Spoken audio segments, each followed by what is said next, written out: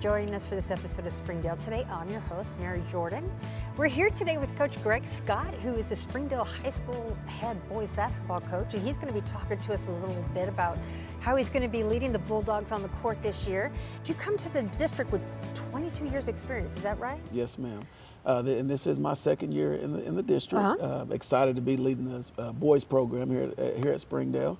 Over the years, I've coached in several different states as a high school boys coach and a high school girls coach. But I spent majority of my years in Fort Smith. So in Fort Smith, I started out at Darby as a ninth grade coach, and then I moved on to Northside as an assistant coach. And I tell you, I was able to be a part of some special teams. You know, got to coach some special players. The years through 2017 through 2019, we made a great run, 3 straight state finals appearances. We were able to win 2 state championships. We should have won 3 in a row. North Little Rock had a guy by the name of Moses Moody who had other plans. You know, he's in the NBA now playing for Golden State Warriors. So, but it was amazing time in Fort Smith during my years there. It must have been really exciting. Yes, very exciting, very exciting. And so you've chosen to be a coach. How big a part of your life has basketball been that caused you to take that pathway in life? Well, I tell you, my high school coaches were a huge impact on my life.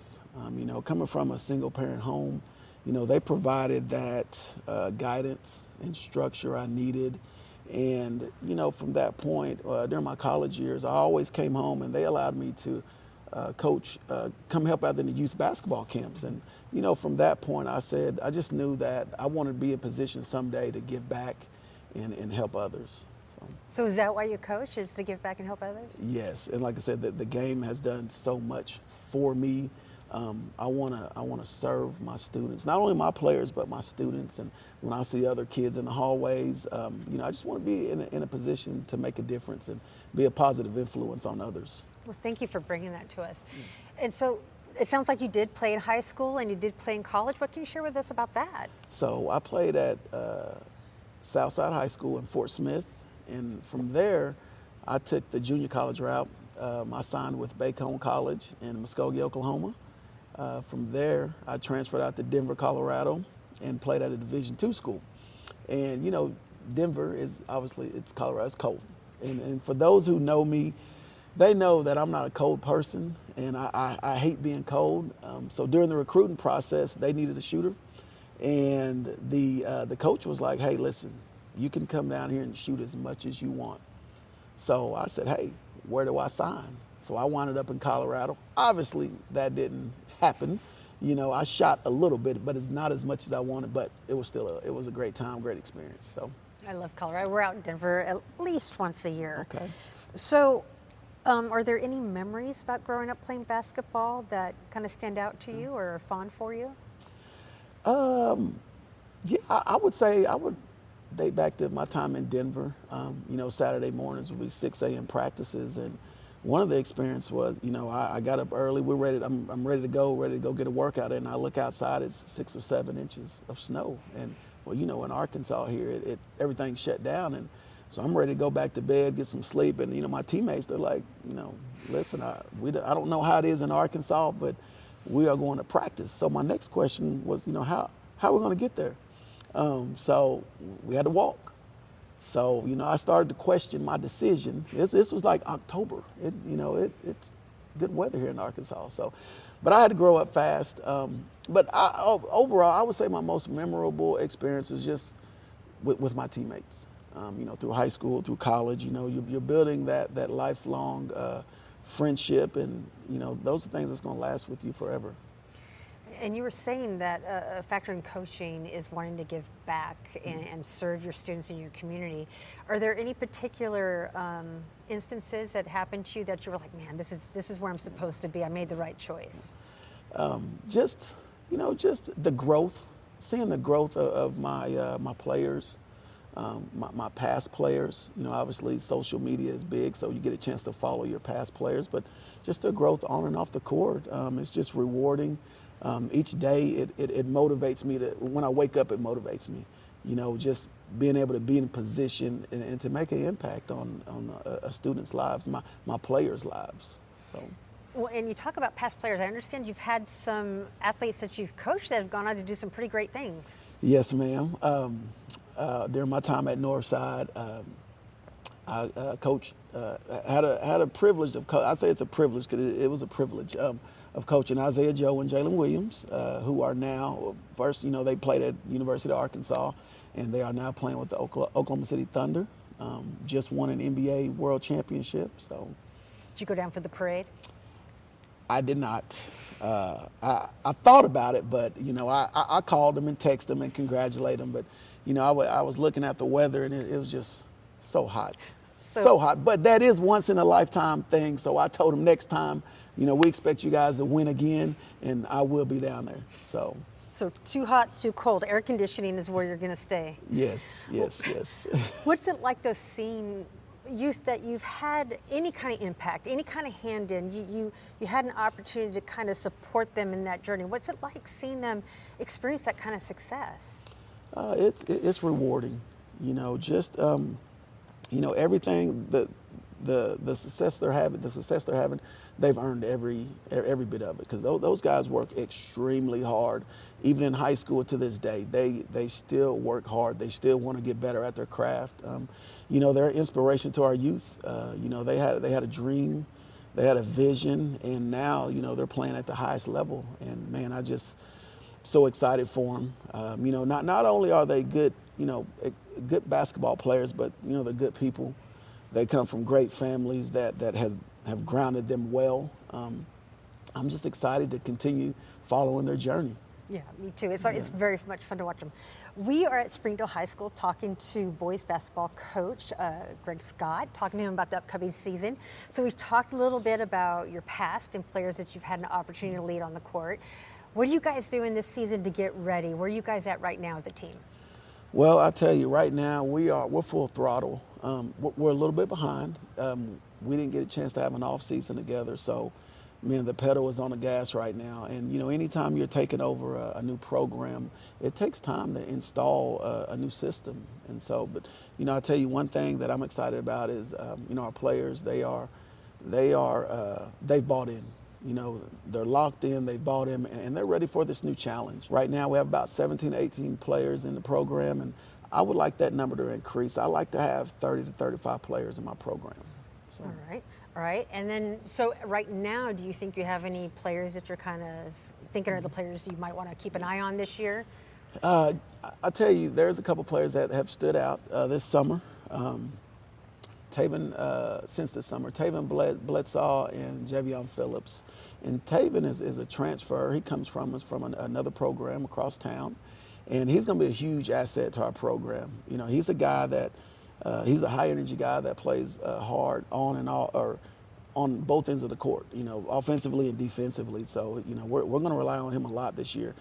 Javion, he's a young man that probably one of our most athletic guards. I feel that he has the potential to be one of our best defenders. He can shoot it. He's a shooter and a scorer. So, those two guys right now are standing out the most.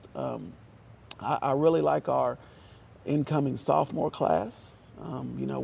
It's probably about 3 or 4 guys from that class that are going to compete for varsity minutes. And so, I really like the group we have. We're building team chemistry, and I'm looking forward to it, and I like the direction we're going.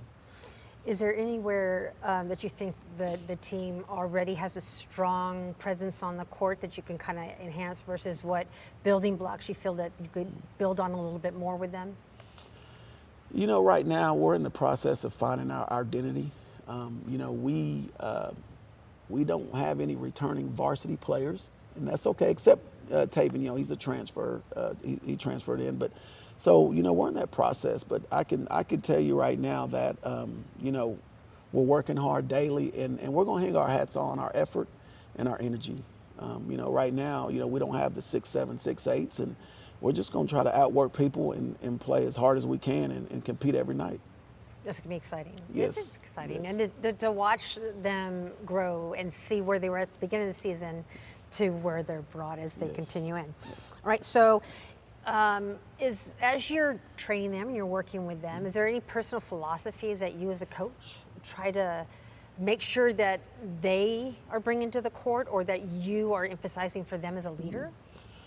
Well, for me, my philosophies are based on 3 pillars, and it's kind of what I bring to my programs, and that's accountability, discipline, and hard work.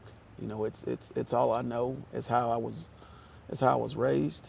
It's how I was coached, and so I like to carry that on in my program, and from there, if we're able to stay consistent with those categories, the wins will come and the success will come. So that's kind of what we're basing everything off of these next 3.5 months while we prepare for the season.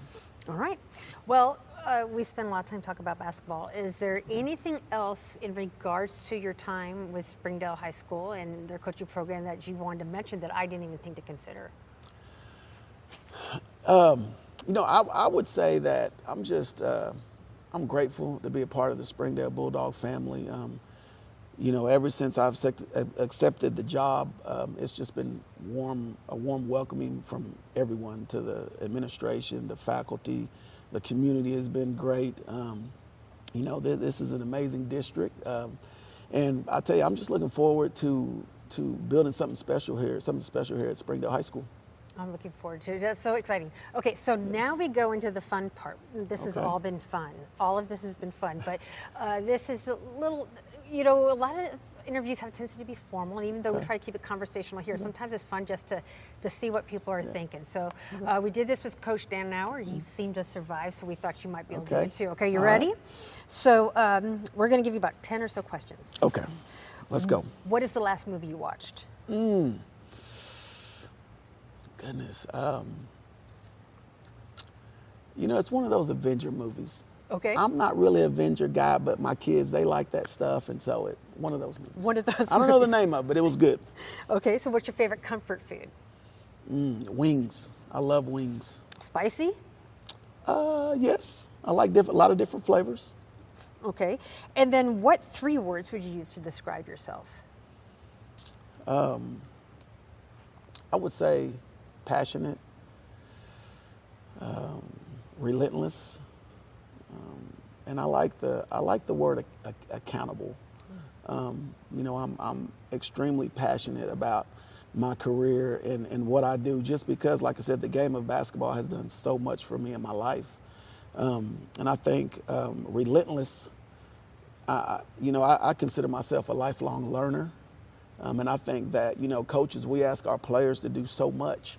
Hey, are you working on your game outside of Springdale? Are you with a trainer? Are you working out on your own? And so for me, what am I doing to get better? And so, I try to continue to network with people in my, family tree, a coaching tree, shall I say. And I'm at coaching clinics. So I just, I want to be relentless in anything I can do to get better myself and as well my program. And then I would say accountability is real key, is very key for me, because, I hold myself to a higher standard as well as my players and my programs. So. Those are all really positive things. So the next question is, what's something that you would say that you're not necessarily good at? That's tough. I mean, I tell my wife all the time, that's, I'm usually never wrong. She would agree with that. So I would say, oh man, I hadn't thought about that one. I would say golf. Oh my goodness, golf. Golf. That we took the team to Top Golf a few weeks ago, and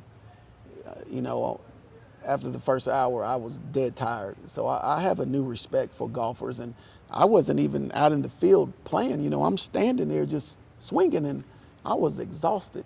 So it would be golf. I got to get my golf game up. So. Are you the giant one that you can't miss and still manage to miss? And I was still missing, yes. Do you collect anything? Not really. I tell you what I've,